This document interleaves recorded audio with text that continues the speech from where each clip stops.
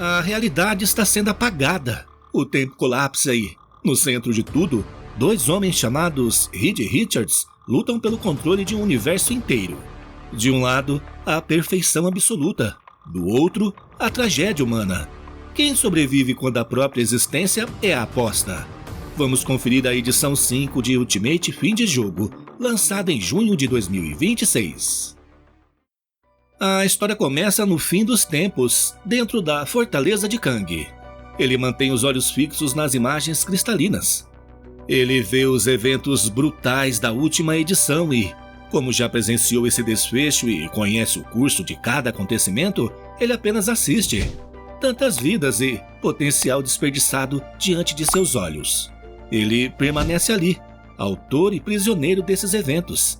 Ele sabe que antecipa o desfecho, mas, de novo e de novo, ele observa, como se fosse um vício, mesmo sabendo que está se adiantando. Kang declara que este é o fim. O Criador se manifesta como a própria cidade, em sua forma bizarra e distorcida. Ele define este mundo e todos os seus habitantes como um erro crônico que ele veio consertar. Kang reconhece que agora só resta observar a destruição daquilo que ele considera um erro absoluto. A Capitã Marvel identifica a ameaça com precisão. O Criador é um hiperobjeto que se expande como um câncer pelo espaço-tempo. O Rapaz de Ferro sente horror de ver o vilão escorrendo pela sua própria linha do tempo para tentar estrangular sua resistência antes mesmo que ela surja. Com a bolha de Darwin fora do caminho, o tempo retoma seu fluxo, mas Tony descobre que o vilão está passos à frente, manipulando a realidade. Um tentáculo imenso avança para destruir o Rapaz de Ferro, mas é interrompido por um golpe inesperado. Os tentáculos do Criador sofrem cortes pela própria estrutura da página da HQ. É o Demolidor Beyonder que quebra a barreira da realidade para ordenar o cancelamento do cancelamento. Ele afirma que quer salvar a realidade para garantir sua revista ou um final feliz. Ao manipular o hipercubo cósmico, ele funde o enquadramento da página ao espaço físico, transformando as bordas do papel em lâminas que decepam os tentáculos do Criador. Porém, o Criador ironiza a quebra da quarta parede e, com um gesto, desestabiliza a frequência do artefato, forçando sua desintegração atômica e silenciando o Demolidor Beyonder. O Demolidor utiliza o cubo cósmico como extensão de sua vontade, manipulando o layout da página como arma física. O Criador, porém, demonstra superioridade ao revogar a existência do artefato, provando que a onipotência cósmica não supera quem domina a arquitetura da narrativa. É vital lembrar que este Criador não é apenas um inimigo comum, ele é a própria cidade manifestada. Uma entidade que fragmentou sua consciência em elementos como o Carnificina e que, como a voz sombria na mente de Destino, tornou-se a sombra física que dita a realidade de todos ao seu redor. O Criador ironiza Destino, tratando tudo como uma farsa. Destino está confuso e sua sensação de isolamento é estilhaçada ao ver Tony. O Criador insiste que não é o momento para hesitações, e o Rapaz de Ferro garante que nenhuma barreira o detém, enquanto o Criador reforça que nenhum lugar está seguro. Em um momento de clareza, o Criador admite uma falha, a tentativa de aperfeiçoar algo inerentemente imperfeito. O Carnificina, outra face da criatura, lamenta sua própria tolice, mas é subitamente atingido por um lança-foguetes do Pantera Negra. O Carnificina sofre mutilações, mas a criatura persiste. A voz do Criador ecoa por todos os cantos da cidade, carregada de um delírio grandioso. Ele clama ser a única forma de vida perfeita que todos os universos produziram. Ele quer ser onipresente, espalhar-se por este planeta, pelo passado e pelo futuro, inaugurando uma eternidade de perfeição imune a qualquer mudança. Ele exige um sorriso diante do que considera um dia de alegria, num sarcasmo ameaçador que tenta esconder seu próprio desespero. A praga se espalha. No Alabama, Luke Cage e o Motoqueiro Fantasma assistem ao horror surgir do chão. Em Detroit, Máquina de Combate constata que não há para onde fugir. Na Terra Selvagem, Mary Jane tenta obter notícias de Peter, enquanto Ben Parker a obriga a manter o foco na sobrevivência. Na Ilha Gama, a Mulher Hulk perde o controle e o grupo decide que o único destino possível é a Lativéria. A frente oriental dos Supremos é um cenário de desolação. O corpo de Steve Rogers está sobre uma maca, imagem que quebra o espírito de Wanda. Pietro suplica que ela o salve, mas ela admite a derrota, pois a alma de Steve não está mais lá. A dor de Wanda se transforma em uma combustão de energia mágica. Ela exige respostas sobre quem é o responsável por aquela tragédia. O Criador inicia um processo de apagamento existencial. Ele dispara rajadas que desfazem a própria matéria, apagando heróis. A Capitã Marvel grita que é assim que acontece, que eles já viram as histórias e que é assim que perdem o futuro. Quando o Criador cerca o Rapaz de Ferro, Tony tenta resistir, mas é envolvido por tentáculos. O vilão zomba, declarando-se uma mente única, enquanto os heróis desperdiçam forças em lutas isoladas. O desespero encontra uma resposta na união. Wolverine e Fênix se lançam contra o inimigo. A mensagem é clara. Embora o Criador tente dividir a resistência, cada batalha travada por cada herói converge para um único objetivo. A luta de um é a luta de todos. Fênix tenta invadir a mente do Criador, mas encontra uma resistência monstruosa. Jean ataca, mas o Criador resiste, estranhando a natureza daquela mente. O vilão zomba da confiança dos heróis, confessando que criou esta realidade como um refúgio para adultos, livre da moralidade infantil que ele tanto detesta. Destino descreve aquele mundo como um espelho de seu Criador, hediondo e quebrado. Quando o Criador provoca Destino, dizendo que ele planeja o próprio suicídio e que isto, tecnicamente, ainda é um ato suicida, a tensão atinge o auge. Longe dali, o terror toma conta das forças do Capitão Britânia. As notícias chegam. Os Supremos estão aqui e exigem justiça pela morte de Steve Rogers. Wanda, Pietro e Gavião Arqueiro invadem o lugar e explodem em fúria. A lenda de Britânia está prestes a ser derrubada e Wanda não demonstra hesitação. Ela quer que o responsável pelo sofrimento do grupo sinta o peso daquela vingança. E antes de ver essa virada, se você está curtindo, deixe o like agora para fortalecer o canal. Se ainda não é inscrito, aproveite e ative o sino para não perder a sequência dessa guerra. O poder de Wanda atinge níveis inéditos. Ao canalizar energias primordiais, ela desmantela a linha de frente, deixando o Capitão Britânia em pânico diante de algo que sua lógica não compreende. Ele não entende como estudantes podem acessar forças tão antigas e perigosas. E a ordem é dada: mobilizar a Cruzada Negra e trazer a lendária Excalibur, numa tentativa desesperada de conter o avanço dos heróis. Na Lativéria, Destino revela a verdadeira extensão de sua transformação. Ele não é mais apenas um homem, mas uma fusão aterradora. Seu corpo exibe a resistência rochosa de Ben Green. Seus membros se alongam com a elasticidade de Reed Richards, enquanto chamas vivas irrompem de seus braços e olhos em homenagem a Johnny Storm. Ele carrega a responsabilidade de que, se ele morrer, todos ali morrem com ele. Com a máscara de metal ainda sobre o rosto, ele se torna uma aberração cósmica. O Criador ridiculariza aquela forma, incapaz de compreender que aquilo é a união indestrutível daqueles que Destino jurou vingar.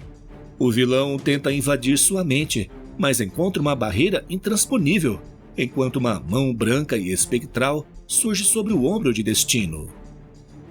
Destino desfere um soco que atinge o Criador com força de um martelo. Ele despeja o peso que guardou por tempo demais. Ele admite que um dia quis se matar, mas percebeu, na câmara de raios cósmicos, que não estava sozinho. Ele os carrega consigo, seus amigos, sua família. Se ele morrer, todos morrem com ele. Destino desafia o Criador. Você entende agora, Reed, meu Criador? O vilão se contorce ao ser vazado pelo poder de Su. Destino deixa claro: eu não posso morrer. Eu tenho que viver por eles. Este mundo deve viver. o que significa que você tem que morrer. Destino transforma seu luto em uma arma inquebrável e pede que Tony abra caminho. O Rapaz de Ferro questiona Destino sobre o que acabou de acontecer e com quem ele falava. Destino ignora a pergunta, exige o motor imortus e afirma que tudo se resume a este momento, lembrando das 4 dimensões. Tony reconhece a superioridade matemática do aliado enquanto admite que, mesmo se dividida em milhares de versões para impedir que o Criador se espalhe pelo passado e futuro, o esforço não é suficiente. May dos X-Men interrompe a tensão da cena, reclamando da constante presença dos monstros de sombra gosmentos. O motor é o fio que costura a existência, a ferramenta que permite que a realidade seja editada. E Destino precisa dele porque, num sistema fechado, manipular o tempo é manipular a vida. Uma frequência de emergência atravessa todo o planeta.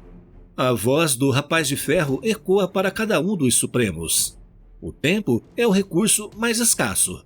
Minutos separam a humanidade da substituição total de sua existência pela vontade do Criador. Tony clama por todos, exigindo que cada pessoa que possa ouvir aquele chamado se prepare para o combate definitivo. A conexão é estabelecida e o motor imortus apaga as fronteiras entre espaço e tempo, unificando a luta. Tony explica que a luta entra em alinhamento e que, por um momento breve, toda luta é uma luta só. Não há mais partes móveis ou batalhas distantes. Existe apenas um esforço coordenado contra o tirano que deseja apagar a existência. O Criador, porém, resiste com a arrogância de quem se sente o dono do amanhã. Do alto de sua pretensa divindade, ele julga a existência dos heróis como um erro indigno de perdurar. Ele aponta para as profecias do futuro e insiste que o destino já está escrito e imutável. Para ele, a derrota dos heróis é um fato consumado pela própria cronologia. O Rapaz de Ferro confronta essa visão e, de repente, tudo faz sentido. Ele compreende que o Criador escolheu aquele universo por ser um cenário de possibilidades especiais. Ao contrário de outras realidades, o futuro ali não é uma linha pré-determinada, mas uma tela em branco. O Rapaz de Ferro enxerga a trama. Ele percebe como as engrenagens daquele mundo se encaixam e como podem ser alteradas. Tony grita para Destino mudar o futuro. A lógica é implacável. Naquele universo, a história não se ramifica em novas linhas. Ela é reescrita. Tony explica que essa é a maior fraqueza do Criador. Ele tentou criar um sistema fechado, mas deu aos heróis o poder de apagar todo o seu reinado com uma única alteração. Destino avança em direção ao motor imortus, sabendo que este é o ponto de pressão de todo o espaço-tempo. O confronto final irrompe. Destino e o Criador travam uma batalha de vontades e física quântica. De um lado, a mente forjada na tragédia de Destino. Do outro, o ego cego de um Reed que se perdeu em suas frustrações. As energias do motor imortus colidem numa explosão que rasga o céu. E Tony encara o vazio, onde antes estava seu maior inimigo, narrando que, para o mundo, eram 2 homens lutando, mas para a realidade, era o choque de 2 visões de existência colidindo. O Rapaz de Ferro ironiza a origem do vilão, reduzindo-a a um simples fora. Ao mesmo tempo, o Capitão Britânia perde o controle da própria arma quando a Excalibur se transforma em uma serpente diante de seus olhos. A Feiticeira Escarlate, com frieza absoluta, dita as regras daquela nova realidade. O impossível é apenas uma questão de perspectiva, e o veneno da criatura não dá margem para a sobrevivência. Tony Stark corre em direção a Destino e grita por socorro. Destino, caído e exausto, murmura que sempre foi melhor em cronomecânica e confessa que teve apenas uma escolha: mudar uma única coisa e salvar apenas uma vida. O Homem-Formiga tenta intervir, mas Destino reconhece com pesar que o sacrifício não foi suficiente. O Rapaz de Ferro foi ácido em seu comentário, e com razão. Ele sabe que a imponência do Criador é fachada. Para quem acompanhou o primeiro universo Ultimate, a referência é cirúrgica. O surto definitivo de Reed Richards veio logo após o caos de Ultimatum, quando Sue Storm terminou com ele. Tony varreu os arquivos do vilão, e ele não perdeu a chance de jogar na cara que esse deus multiversal, no fundo, ainda é o mesmo gênio que não superou um fora depois que o mundo virou cinzas. A família de Reed surge ao seu redor, não mais como fantasmas, mas como o abraço que ele precisou por uma vida inteira. Destino deixa cair sua máscara de ferro, seu rosto não está mais deformado, é a visão de um homem que finalmente descansa. Os 4 membros do Quarteto Fantástico se abraçam e, no instante seguinte, o que sobra é apenas a ausência de Destino. Tony Stark observa, atordoado, que ele se foi. Tony descreve o fim do Criador. Foi um extermínio, ou pelo menos um exílio forçado pela própria destruição da fonte de seu poder. A Mulher Hulk e o Homem-Formiga, ainda em choque, tentam entender o que Destino quis dizer com sua última frase sobre salvar algo. O mistério paira até que uma voz familiar corta o silêncio. O Homem-Aranha surge, pendurado em sua teia como se nada tivesse ocorrido. América Chaves entra em pânico, pois ela testemunhou a morte de Peter. O Aranha, porém, não guarda a memória de sua queda. A peça do quebra-cabeça se encaixa. Destino usou sua única alteração para trazer de volta o coração daquele universo. Destino escolheu salvar Peter Parker porque entende que o Homem-Aranha é o centro moral daquela realidade. Em um mundo onde o destino é maleável, o que define um herói não é sua força, mas sua capacidade de ser o ponto de esperança que mantém o tecido social unido. Destino, em seu ato final, reconhece que, sem Peter Parker, aquele universo não teria alma para ser preservada. Depois da missão cumprida, Tony viaja até o reino de Kang. Ele encontra a versão de si mesmo que deveria ter sido um ditador eterno. Ele explica a Kang que a profecia de um futuro imutável era uma mentira. O fim não estava escrito porque o futuro nunca esteve definido. Com a destruição do Criador e a mudança no passado, o futuro de Kang deixa de existir e o Conquistador se dissolve no nada. A cena final é de reconstrução. A cidade parece que foi restaurada e os sobreviventes se reúnem e celebram a vida. Tony Stark encerra seu relato, reafirmando que o fim, na verdade, é o começo. Eles não são mais prisioneiros de um destino traçado por vilões. E a partir daquele momento, são eles mesmos que escreverão a história. O fim de uma era, o início de tudo. E aí, galera, o que acharam desse final?